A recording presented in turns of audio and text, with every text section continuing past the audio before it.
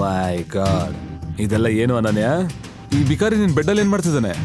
ಏನ್ ಮಾಡ್ತಾ ಇದ್ದೀರಾ ನೀವು? ಅದ್ವೈತ್, ನೀನ್ ಇಲ್ಲೇನ್ ಮಾಡ್ತಿದ್ಯಾ? ಅಷ್ಟಕ್ಕೂ ಪ್ರಶ್ನೆನ ನಾನ್ ಕೇಳ್ಬೇಕು ಅನನ್ಯ. ಬಟ್ಟೆ ಹಾಕೊಳ್ದೆ ಇವನು ನಿನ್ ರೂಮಲ್ಲಿ ಏನ್ ಮಾಡ್ತಾ ಇದ್ದಾನೆ? ನೋಡಿ, ನಿಜವಾಗ್ಲೂ ನನಗೆ ಗೊತ್ತಿಲ್ಲ ನಾನು ಇಲ್ಲಿಗೆ ಹೇಗೆ ಬಂದೆ ಅಂತ.